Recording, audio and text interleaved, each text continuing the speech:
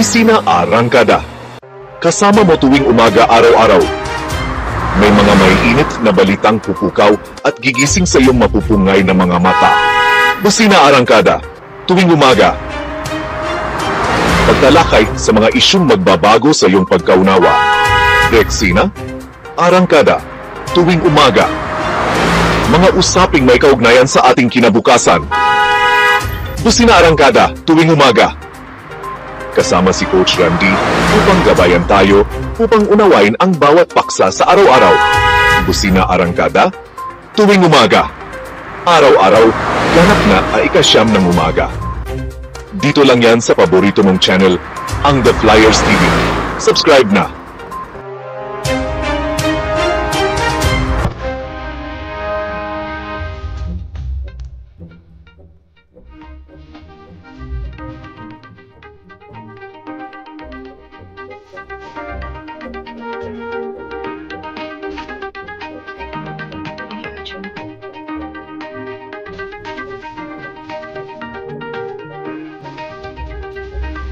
Okay, hello, good morning. Good morning muli sa ating lahat, mga ka-flyers, mga ka-tribo. Ngayon po ay araw ng Huwebes, Petsa 1 sa buwan ng Mayo. Ngayon po ay araw ng paggawa, Labor Day, kaya binabati natin lahat ng mga manggagawang Pilipino, especially na yung mga patuloy na nagsusumikap para sa kanilang mga pamilya. Ano po, nagpapagod, nagpapawis, dugo at pawis ang puhunan para po itaguyod ang kanilang mga pamilya. Patuloy na nakikipaglaban sa hamon ng buhay, sa pagtatrabaho at sa patas na pamamaraan. So congratulations sa ating lahat, lalong-lalo na sa ating mga kapwa, call center agents of course, mga factory workers. Ano po, sa inyong lahat, mga kababayan, mga Pilipinong manggagawa, mga ka-flyers, mga ka-tribo. Welcome kayong lahat dito sa The Flyers TV.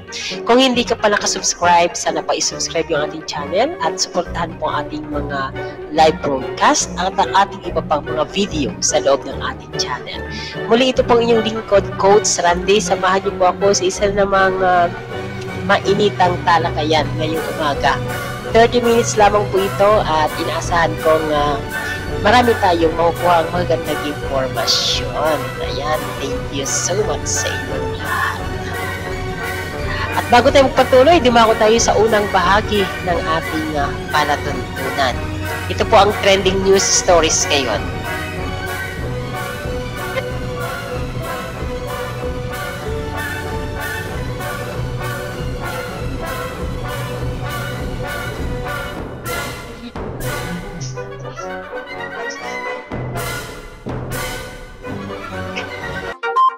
Okay, sa ulo ng ating mga balita,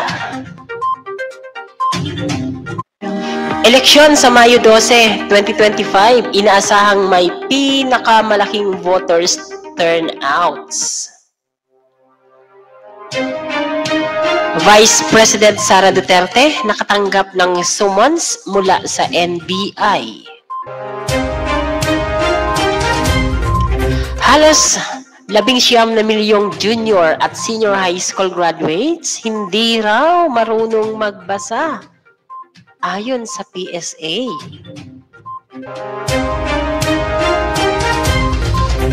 Lokasyon ng West Philippine Sea sa Google Map hindi na makita.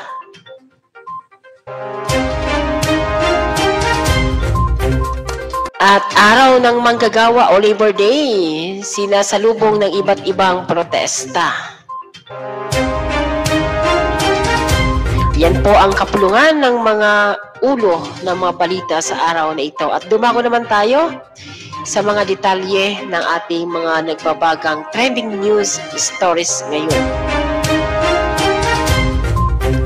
Eleksyon sa Mayo 12, 2025, inaasahang may pinakamalaking voters turnout sa ayon sa COMELEC.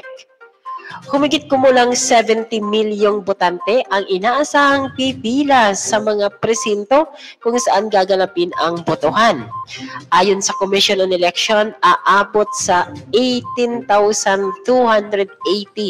na mga posisyon ang pagbobotohan mula senador hanggang konsehal sa lokal na posisyon sa mga bayan at lungsod.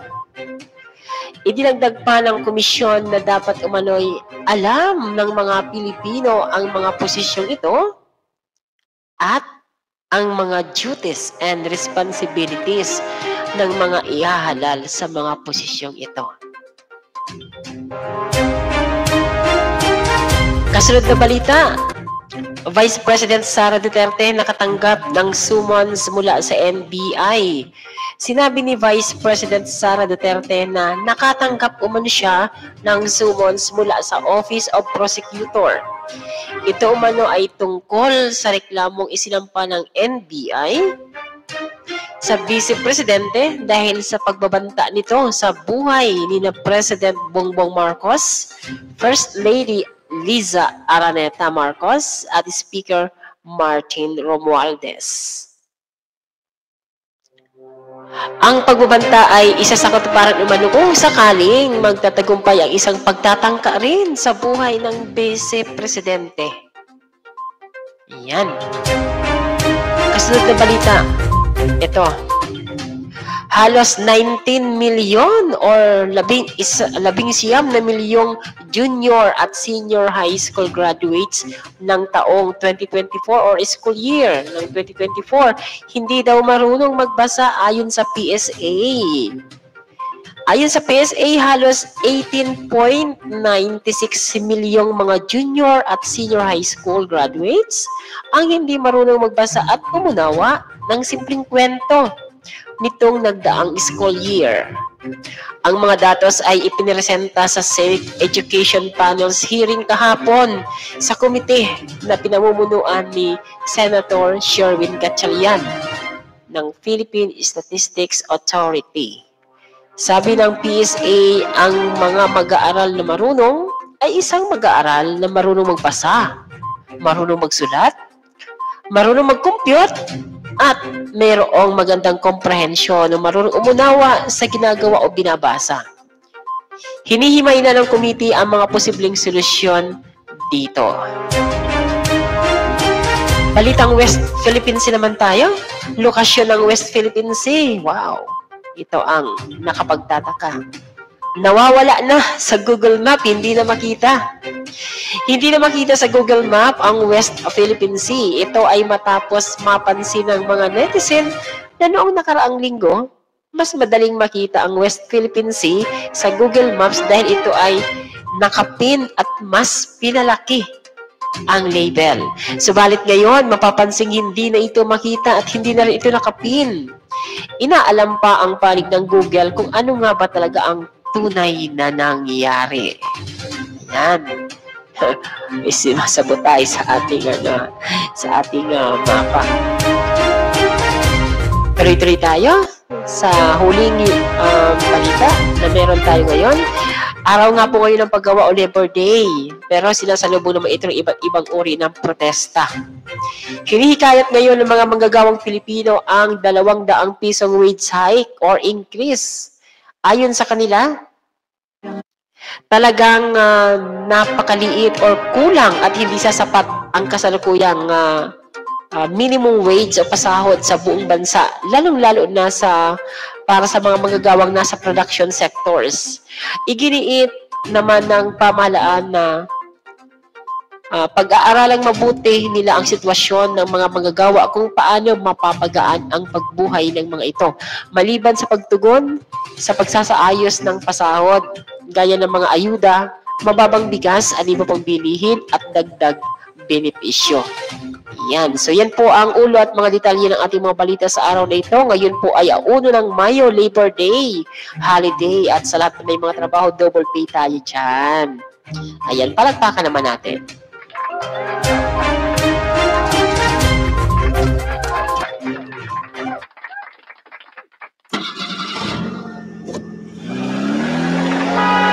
Bisina Arangkada. Kasama mo tuwing umaga araw-araw. May mga mainit na balitang pupukaw at gigising sa iyong mapupungay na mga mata. Bisina Arangkada. Tuwing umaga. Pagtalakay sa mga isyung magbabago sa iyong pagkaunawa. Rexina Arangkada. Tuwing umaga. Mga usaping may kaugnayan sa ating kinabukasan. Bisina Arangkada. Tuwing umaga. Kasama si Coach Randy upang gabayan tayo upang unawain ang bawat paksa sa araw-araw. Busina Arangkada, tuwing umaga. Araw-araw, ganap na ang ika-9 ng umaga. Dito lang yan sa paborito mong channel, ang The Flyers TV. Subscribe na! Ayan, welcome na welcome kayo dito sa Busina Arangkada tuwing umaga, ganap na alas 9 ng umaga. Dito po lamang yan sa The Flyers TV. Ano po, so ito nga po yung ating bagong programa ngayon na pinamagatan nating Busina Arangkada. Ayan, so welcome kayo lahat. Sa Busina Arangkada, mayroon tayong mga balitaan at pag-uusapan ng mga isyo.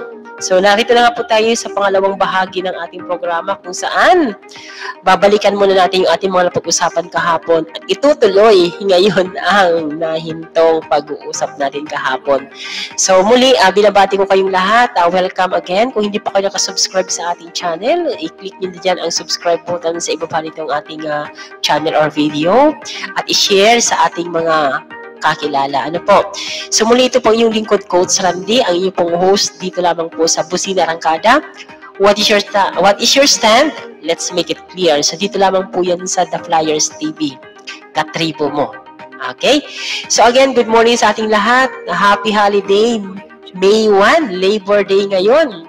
So nakikiisa tayo dyan sa mga manggagawang Pilipino na nagkakaroon ng mga protesta, hindi para labanan siyempre of course ang pamahalaan o anuman, kundi ito ay pagpapahayag ng ating mga sentimento or mga suggestions na hindi marinig doon sa kapulungan na pwedeng marinig naman sa pamamagitan ng mga legal na paraan ng pagrarally dyan sa kalsada. Ano po? Para maipadama natin sa ating pamahalaan at sa mga nasa paligid na sektor ang tunay na kahirapang ating nararanasan sa ngayon. Lang, tag-init. Ano? Grabe ang init. Diyos ko. So, minsan nga, ito na yung pagkakataon na tag-init tapos nanalahin ka sana bumagyo. Pero noon, ayaw natin ng bagyo. Ano? So, grabe. Iba na talaga ang panahon ngayon. So, muli mga ka-flyers, mga katribo, thank you so much at lahat tayo ay of course ligtas at patuloy pa rin na gumigising sa araw-araw. Ayan, yun naman mahalaga doon. Kaya pagpasalamat natin ito sa Panginoon. Okay, so kahapon nga, napag-usapan natin yung dagdag na, sa listahan natin ng mga senador. Kasi sabi ko nga sa inyo, ngayon darating na May 12 election, sa Senado dapat 12 ang ating iboboto. Hindi pwedeng kulang-kulang ang ating mga iboboto na 11 lang 10 lang, dapat 12 talaga. Para hindi natin mabigyan ng pagkakataon yung mga tinuturing natin ng mga payaso, tinuturing natin ng mga buwaya, tinuturing natin ng mga linta, yung mga kurakot diyan. Ano yung kayo iba naman mga ayun, pa-beauty, mga artistahin, paiyak-iyak. Pero wala naman talagang ginagawa. Tapos kung may ginagawa man, nagsisilbi lamang sila sa iisang tao, iisang grupo lamang. So, hindi naman sila nagsisilbi sa bayan. Kaya, piliin nating mabuti yung mga kandidato ngayon. So, ihalal natin yung mga kandidato na magbibigay sa atin ng totoong pagsiservisyo sa sambayan ng Pilipino. Hindi lamang sa iilang tao lang. Ano po, yung may partido sila ngayon, election, pero pag sila ay nahalal na, kapag may mali na gawa yung kanilang puno, hindi nila pinapanigan. Talagang, kumbaga, sila, independent pagdating sa mga decision making, sa pagboboto dyan sa Senado, paggawa ng mga batas, at pagdesisyon sa mga bagay-bagay. Lalo-lalo na ngayon darating na next na pagbubukas muli ng Senado at Kongreso, may paparating na parang kakaiba kasi impeachment yung tinutumbok nitong darating na grupo ng mga senador. Yung may halal at saka yung kasalukuyan. So didesisyon na nila kung tama ba na ma-impeach na ng tuluyan ng ating Vice Presidente dahil sa maling paggamit ng pondo ng bayan, lalong-lalo na yung confidential fund. Ako nga, iniisip ko lang dyan naman is pwede pala yun, yung pera mo para masabi nila na gastos mo, na dispense mo, edi mag-invento ka ng pangalan, gaya ng pangalan ni Mary Grace Piatos, yung mga pangalan ng chichirya, so pwede pala ang ganun. Kaya lang, nasa gobyerno kasi tayo, dapat transparent, huwag tayong ganyan. Dapat gumamit na kayo ng totoong mga pangalan. Diyos ko naman, pwede naman pangalan ng kapamilya mo, kapag-anak mo, kung sino dyan na pwedeng beneficiary, wag lang yung mga chichirya. Pero hayaan na natin ang Senado mag-desisyon yan pagpasok ng susunod na na grupo ng mga senador. Kaya nga, ngayong darating na May 12, please lang, iboto na natin yung dapat nararapat. Ibalik na ang dapat ibalik. Number 1 nga po sa listahan natin, walang iba po kundi si narinig ko na naman yan. Paborito ko yan. Yan. So, number 1 yan sa listahan natin. Number 51 sa baluta, Kiko Pangilinan. Siyempre, number 2 sa ating listahan, walang iba po kundi si Bam Aquino. Pangatlo sa listahan natin, si Ma'am Heidi Mendoza. Huwag na huwag niyo kakalimutan yan. Number 4 sa listahan natin, si Attorney Luke Espiritu. Number 5 sa listahan natin, si Franz Castro. Number 6, isiningit na natin yung mga in-endorse ni Vice President Leni Robredo. Walang iba po kundi si Benhur Abalos. Number 6 sa listahan. Number 7 sa listahan natin is si Manny Pacquiao. Number 8 sa listahan natin kahapon ay si Arlene Brosas. Number 8 sa listahan natin kahapon ay si Ping Lacson. At ngayon nga ay pag-uusapan natin ang natitirang tatlong kandidato sa pagkasenador na dapat nating suportahan. Yun nga lang, ito ay kabilang sa ibang team, sa ibang grupo, nasa administration yata itong tatlo na ito eh. Pero, in-analyze na natin yung kanilang mga pagkatao, kanilang mga naging nakaraan ng mga decision making, ipinapakita naman nila ang independence. Although may leaning sila, syempre sa mga kampanya, grupo nila, pero pag nandoon na sa plenaryo, talagang pinapakita nila ang pagiging independent ng Senado. So napakaganda na iboto natin, kumpletuhin natin yung 12 senador. Napakahalaga nito. So dumako na tayo sa number 10. Siyempre sa number 10, of course, gustong-gusto ko to, si Mayora. So si Mayora, nagkakandidato at suportahan po natin si Mayor Marlene Abigail Sombilio Binay Campos or Abi Binay. Ang dati pong mayor ng Makati City. Diyan kasi sa Makati City, ang daming benepisyo na nagawa dyan, na binibigay. At sa pamamagitan din siyempre ng malaking puso para sa mga maralitang Pilipino. Mula sa pamilya Binay. Talagang ang kanilang pagsiservisyo sa taong bayan ay totoong mula sa puso. So si Abi Binay po ay isang lawyer politician who has been a mayor of Makati since 2016. She formerly served in the Congress as representative ng 2nd District ng Makati noong 2007 to 2016. Tapos, when she was succeeded by her husband, Luis Campos, she is also, pinalitan niya yung si Campos. Campos pala yun, di ba yung mga kilala ko yung mga Campos. And she is also the daughter of former Vice President Jejomar Binay. Yung maitim? Grabe naman ito, lialait naman. Ang lait. Hindi naman, tanggap naman yan ni Vice President. Siya nakilala eh, di ba? Di ba Vice President Jejomar Binay? Okay lang yan. Maliit na maitim, yan. Gusto ko nga sana manalo siya noon, kaya lang yun nga, may mga problema lang yan, may nasangkot sa mga kung ano-ano. Saka medyo bumaba yung kanyang performance rating nun. Kaya ayun, tanggapin na natin yan. Basta anak siya ni dating Vice President Jejomar Binay. Si Abi po ay pinanganak noong December 12, 1975 sa Quezon City as the second of the 5 children and second of 4 daughters of lawyer Jejomar Binay and Dr. Elenita Sombilio. She is the younger sister of Nancy Binay, di ba? Si Nancy ay yung dating or current senator natin. And the older sister of Junjun Binay or Jun Binay, the former mayor of Makati. Nag-aral si Abi Binay sa University of the Philippines sa Los Baños at na-receive niya yung kanyang bachelor's degree in human ecology, majoring in human settlements planning. She continued to the Ateneo de Manila Law School, graduating in 2001. She passed the bar exam in 2002. One take lang yan. At a young age, Binay started her career at Mabini under former Senator Rene Saquisag as part of the Defense Council for the soldiers involved in the Oakwood Mutiny.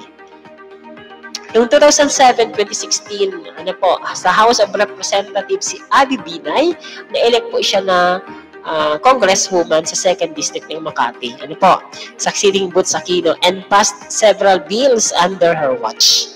As mayor of Makati noong 2016 hanggang sa ngayon, in the wake of her brother Junjun's ouster as Makati mayor by the Ombudsman of the Philippines in 2015, Binay announced her candidacy as mayor of Makati, inviting fellow Makati representative Monique Lagdameo of the 1st District as vice mayor of the city. Ayan. Competing with acting mayor Romulo Peña Jr. and Carla Mercado. Noong May 9, 2016, Binay and Lagdameo won the mayoral and vice mayoral election respectively. So, nanalo sila. Ibig sabihin, tiwala ng mga taga-Makati, yung Makatisin. Makatisin tawag natin dyan. They took their oath of office in June 27, 2016. Ano po? First day ng sa Makati City Hall ni Mayor Abby Binay. Ano po? Began 3 days later on June 30. Ano po? So, nagkaroon kaagad ng maraming mga pagbabago sa City Hall. As a result, Binay is the 4th Binay family member, 2nd female Binay member to administer Makati in 15 years since her mother, Elenita, who served as Makati mayor from 1998 to 2001. Overall, she is also the 2nd female mayor of Makati. She was re-elected in 2019, wherein she also defeated her brother, naglaban yung magkapatid. Ano po? Yun nga lang. Yun din ang pangit sa politika. Kaya lang, kailangan mag-desisyon.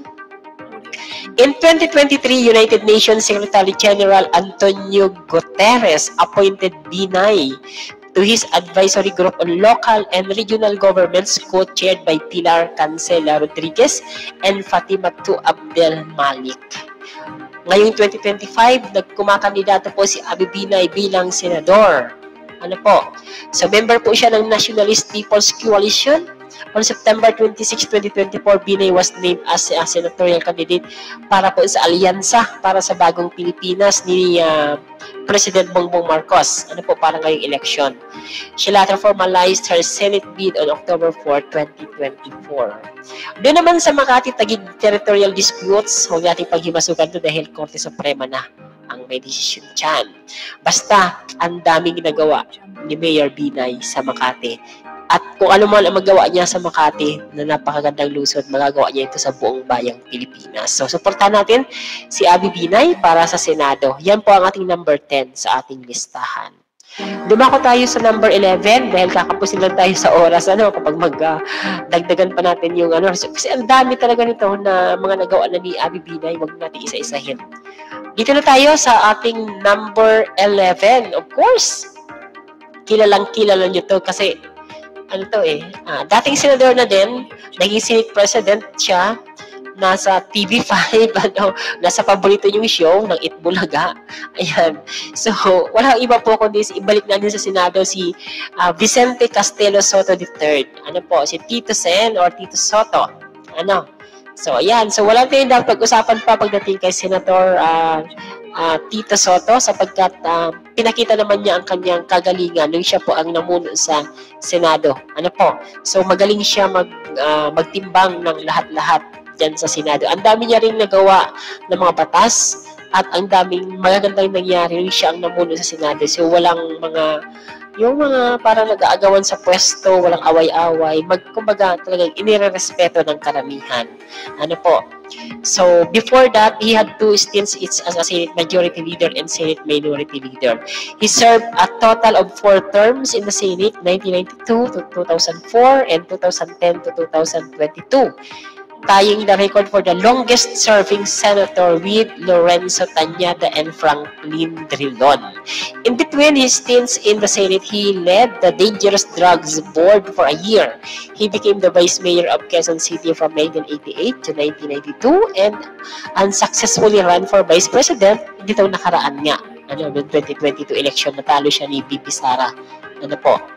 Running mate niya si Panfilo Lacson na isa din po sa ating ikinakandidato or pinapanawagang iboto natin or ibalik sa Senado. Ano po? Beyond politics, si Soto ay isang accomplished songwriter known for founding the iconic musical group VST & Co. alongside his brothers Vic and Val Soto, which is considered one of the best Filipino bands of all time and a pioneer of the Manila sound.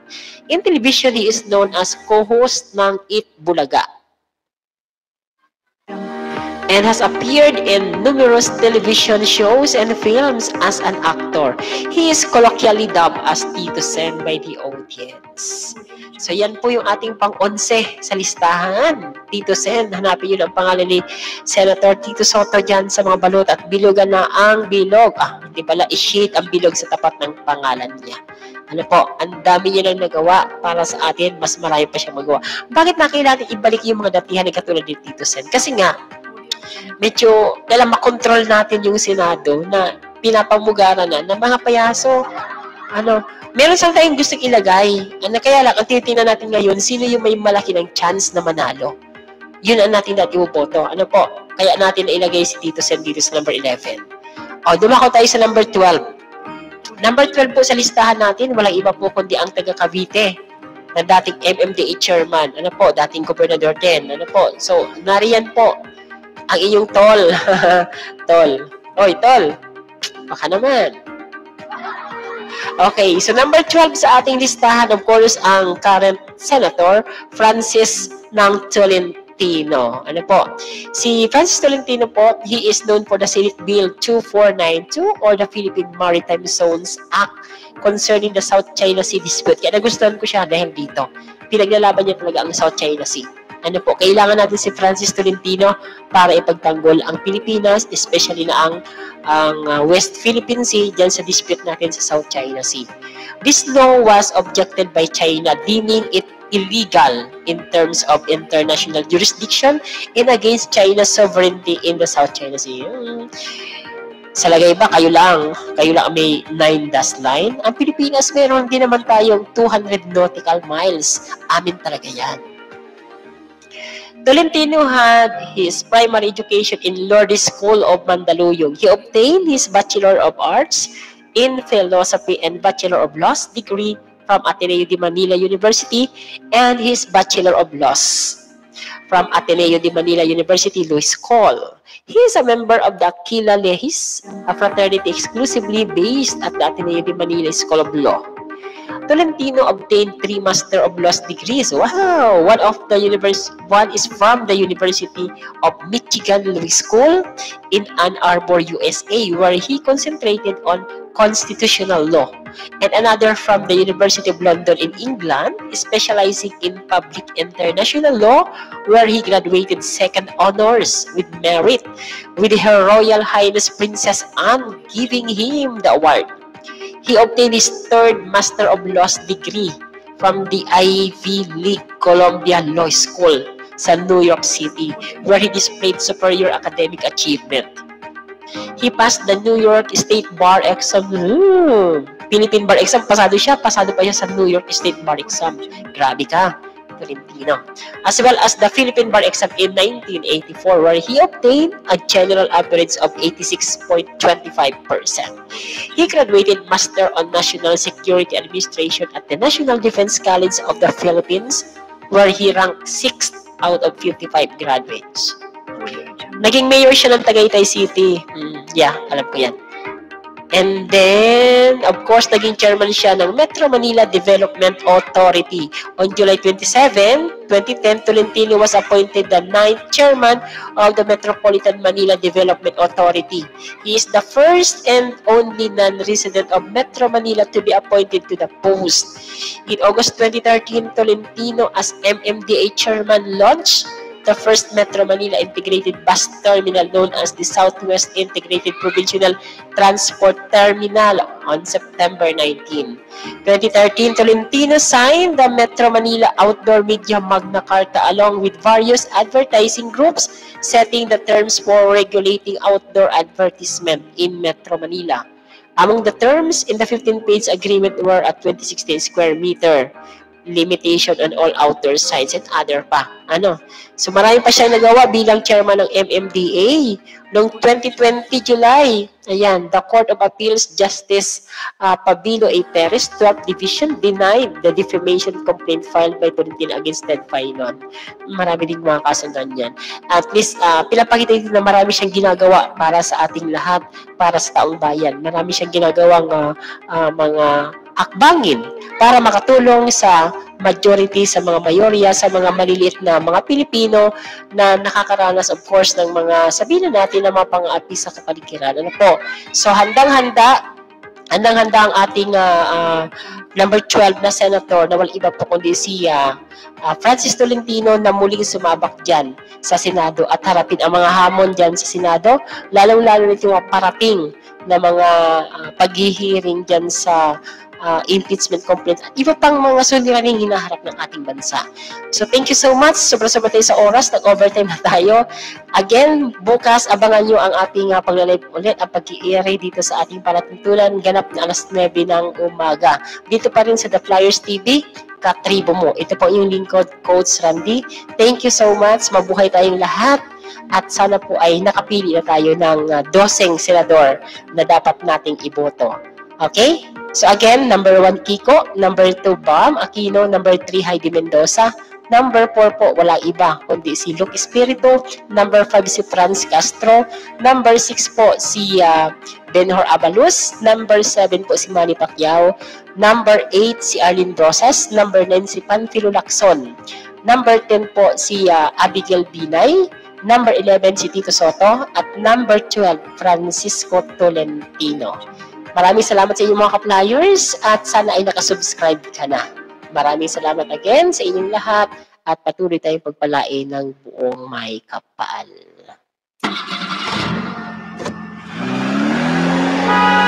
Bisina Arangkada. Kasama mo tuwing umaga araw-araw. May mga maiinit na balitang pupukaw at gigising sa iyong mapupungay na mga mata. Bisina Arangkada. Tuwing umaga. Pagtalakay sa mga isyung magbabago sa iyong pagkaunawa. Rexina, Arangkada, tuwing umaga. Mga usaping may kaugnayan sa ating kinabukasan. Busina Arangkada, tuwing umaga. Kasama si Coach Randy upang gabayan tayo upang unawain ang bawat paksa sa araw-araw. Busina Arangkada, tuwing umaga. Araw-araw, ganap na ang ika-9 ng umaga. Dito lang yan sa paborito mong channel, ang The Flyers TV. Subscribe na!